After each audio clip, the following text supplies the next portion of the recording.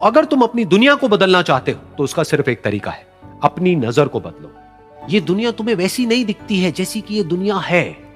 ये दुनिया तुम्हें वैसी दिखती है जैसे तुम खुद हो।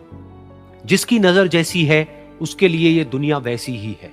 एक बार की बात है, एक बहुत बड़ा नेता एक साधु के छोटे से आश्रम में गया, क्योंकि उसने बहुत सुना था उस साधु के बारे में, और उसके मन में आया कि मैं एक बार जाकर के देखता हूं कि लोग इतनी तारीफ क्यों करते हैं उसकी।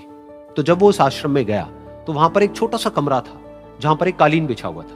वहां पर कुछ लोग बैठे हुए थे नीचे और साधु जी सामने बैठे हुए थे। कुछ सवाल जवाब चल रहा था। तो जैसे ही वो अंदर गया, वो अकेला नहीं था, उसके साथ में 4 बॉडीगार्ड्स भी थे।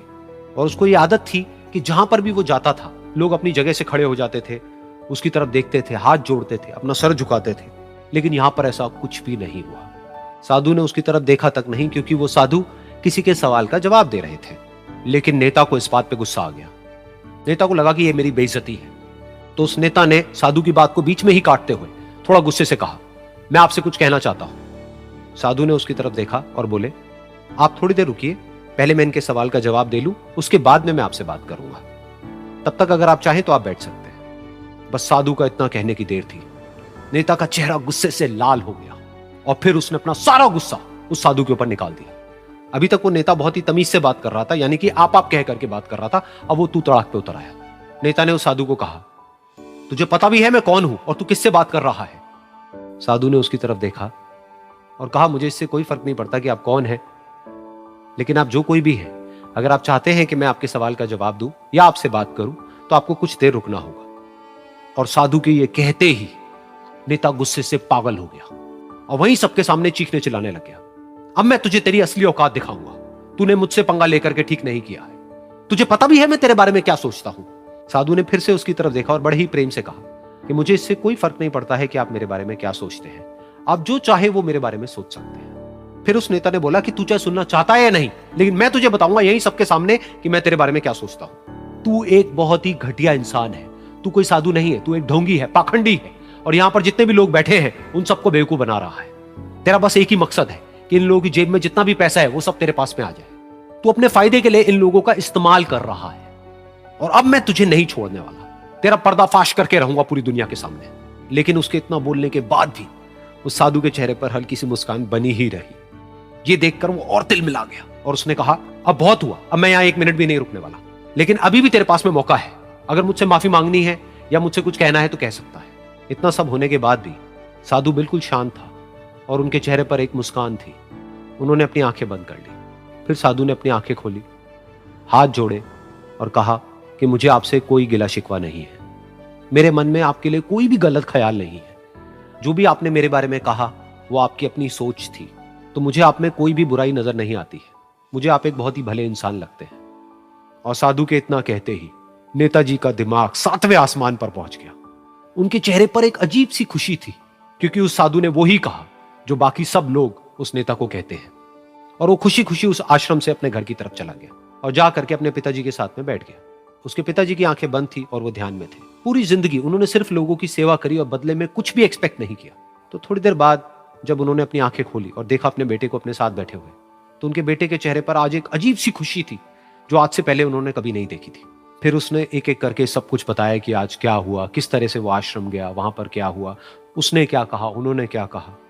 तो जब इसके पिताजी ने पूरी बात सुनी तो थोड़ा सा मुस्कुराए और अपने बेटे को देख करके बोले कि उन्होंने तुम्हारी तारीफ नहीं करी है, क्योंकि उन्होंने वो नहीं कहा कि जो तुम हो, उन्होंने वो कहा कि जो वो खुद है। और तुमने जो भी कुछ उनको कहा वो नहीं कहा कि जो वो है, बल्कि तुमने वो कहा जो तुम खुद हो। यही बात वेदों में भी कही गई है, यथा दृष्टि तथा सृष्टि। ये दुनिया तुम्हें वैसी नहीं दिखती है जैसी कि ये दुनिया है। ये दुनिया तुम्हें वैसी दिखती है जैसे तुम खुद हो। जिसकी नजर जैसी है उसके लिए ये दुनिया वैसी ही है। तो अगर तुम अपनी दुनिया को बदलना चाहते हो तो उसका सिर्फ एक तरीका है, अपनी नजर को बदलो। कि जीवन में सफलता के लिए धैर्य का होना जरूरी है, रातों रात नहीं मिलते। यदि आपको एक कमरा का घर बनाना हो, एक कमरा का, धीरे धीरे भी काम कराइएगा तो 3 महीना, 4 महीना में, 5 महीना में कंप्लीट हो जाएगा। 2 फ्लोर तक कराना हो, 3 फ्लोर तक कराना हो, एक महल बनाना हो, समय काफी लगेगा। आप ऐसे समझिए कि गवर्नमेंट का कोई प्रोजेक्ट हो,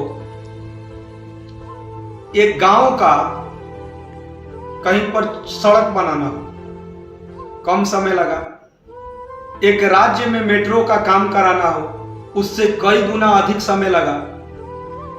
तो जितनी बड़े काम होंगे तो आपको समय अधिक लगेगा। तो आपको धैर्य रखना जरूरी है। बड़ी सफलता चाहिए तो समय जरूर लगेगा। और यदि आप निराश हो रहे हैं कि यार समय काफी लग रहा है लेकिन मैं जो चाहता हूं वो नहीं मिल पा रहा है, तो आप बैक हो जाते हैं। बैक नहीं होना है दोस्तों। बड़ी सफलता आपको चाहिए तो धैर्य बनाना बहुत जरूरी है और समय पक्का लगेगा। गारंटी है कि समय लगेगा। कोई भी इंसान जिसको आप किसी की जीवनी आप पढ़ते होंगे तो रातों रात सफल नहीं हुआ है। उसने कितने वर्षों तक, कई रातों तक जग कर कई रात खपाए होंगे, दिन रात मेहनत किया होगा। आपको यदि किसी के बुक पढ़ने से उसकी सफलता दिखाई दे दिया कि मैंने 10 दिन में उसका बुक पढ़ लिया, उसकी जीवनी को मैंने पढ़ लिया, तो 10 दिन नहीं, उसने कितने वर्ष लगे होंगे उस सफलता तक पहुंचने में। बड़ी सब कितनी रातें, कितने पीठ पीछे उसका शिकायत भी हुए होंगे, लेकिन वो अपने कर्म के साथ वो लगा होगा, निरंतर लगा होगा। तो दोस्तों धैर्य बनाना बहुत जरूरी है और निरंतर मेहनत करना है। और जीवन है, जीवन में उतार चढ़ाव आते हैं,